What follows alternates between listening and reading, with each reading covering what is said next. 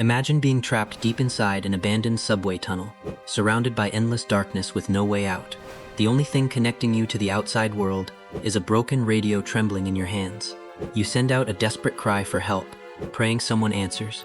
But what if the voice replying back isn't human at all? The manga we're covering today is called Lunarism. The story starts from a dark underground metro tunnel, where a terrified young man desperately calls for help through his walkie-talkie. While fumbling with the device, he accidentally switches frequencies, and strange music suddenly begins playing through the static. Crying and barely holding himself together, he introduces himself as Ileskin Zakaria and begs anyone listening to rescue him because he's completely lost underground. At the same time, the world around him begins distorting. Endless streams of numbers flood his vision, overwhelming his senses and pushing him toward panic. Looking into the endless darkness ahead, Zakaria slowly falls into despair, convinced that nobody is coming to save him. He admits he doesn't even know how to properly use the radio anymore. Then suddenly, a voice finally answers. The mysterious operator urgently tells Zakaria to hide and evacuate immediately. Confused and terrified, he explains that the temperature around him keeps rising, something the operator finds impossible during a total power outage. Meanwhile, a strange, dark substance slowly creeps closer through the tunnel. The connection cuts in and out repeatedly, but the operator manages to reconnect long enough to tell him to stay calm. Zakaria desperately asks what's happening, but the voice refuses to explain, saying it would put him in danger. Moments later, the operator returns again and orders him to shut down the radio completely. Zakaria panics and begs them not to leave him alone again. The scene then shifts to the operator herself, a girl named Henna, who repeatedly warns him to disable every signal immediately. After disconnecting the transmission, she's left shaken and confused about what just happened. Someone nearby asks if the boy is all right, but before she can respond, a disturbing laugh suddenly echoes through the communication system, leaving her completely frozen. Back in her room, a message from dispatch appears confirming that Zakaria's current condition is critical. Meanwhile, another voice begins speaking directly to him from inside the darkness. The mysterious entity offers to help him escape, whispering that the girl abandoned him and never truly cared about him in the first place.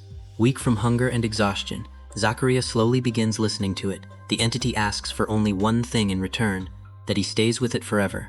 Crying, Zakaria admits he just wants to go home to his father. As he speaks, the figure in front of him begins dripping apart into a corrupted digital substance. His glowing white eyes stare upward while the creature's influence slowly consumes him completely. A strange vision appears before him, showing fresh fruit hanging just beyond his reach. The shadowy figure offers him a path leading away from the darkness. Desperate to survive, Zakaria consumes the substance it gives him, coughing violently while continuing to beg to return home. The entity places a hand on his head and calmly tells him to take the cocoon's hand. Zakaria hesitates while staring at the inhuman limb, but the creature insists he has no other choice. Completely exhausted, he collapses to the ground. The voice promises to take him somewhere he truly belongs, before violently dragging him deeper into the darkness. As he's pulled away, Zakaria weakly asks where that place even is. Suddenly, he's lifted high into the air while screaming in pain and begging the creature to let go. The scene pulls back, revealing him trapped while a vision of his younger self silently waits ahead.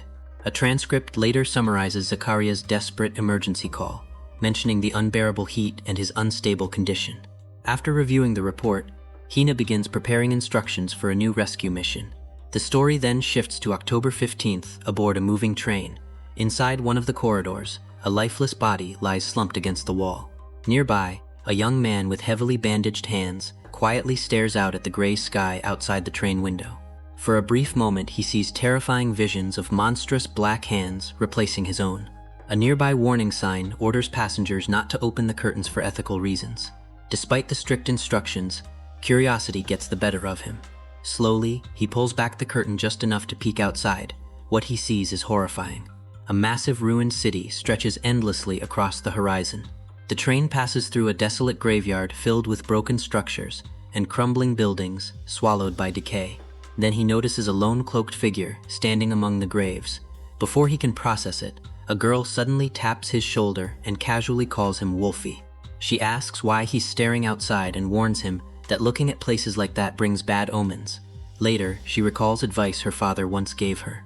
The story flashes back to a snowy road where her exhausted father drives quietly through winter while soft music plays in the car. From the back seat, young Anissa watches rows of old gravestones pass by outside. Despite their ruined appearance, she remembers thinking the graves looked strangely beautiful. But when she tried to continue staring, her father grabbed her hand and warned her not to look toward death. Back on the train, she repeats his lesson.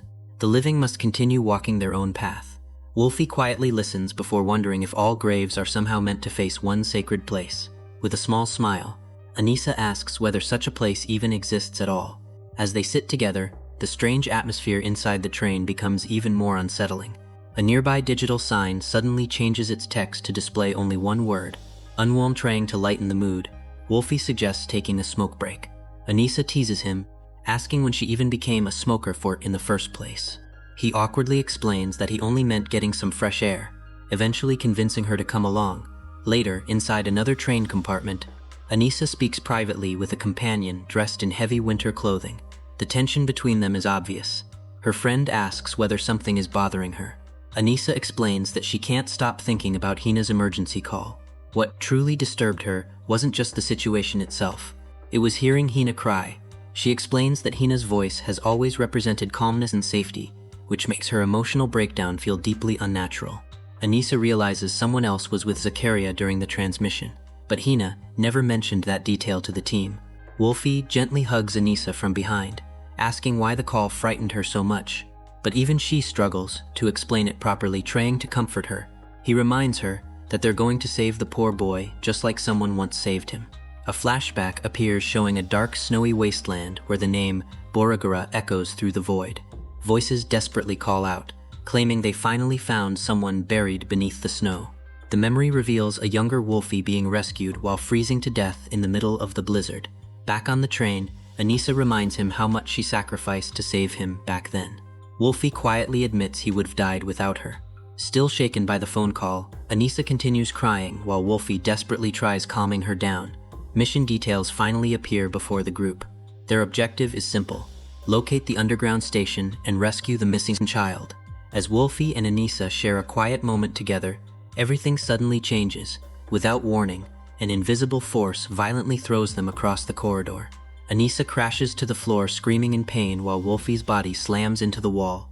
As she crawls toward him in panic, she notices something horrifying beneath the bandages covering his arms. His skin underneath has turned black and appears to be rotting away. Moments later, Wolfie suddenly wakes up in terror while begging Anissa to respond. At the same time, the temperature around them drops sharply. Nearby, a grotesque corrupted body lies motionless on a bunk, while a strange digital puddle slowly spreads across the floor. And that's where this chapter ends. The manga is still ongoing, and once more chapters are released, there'll definitely be a part 2.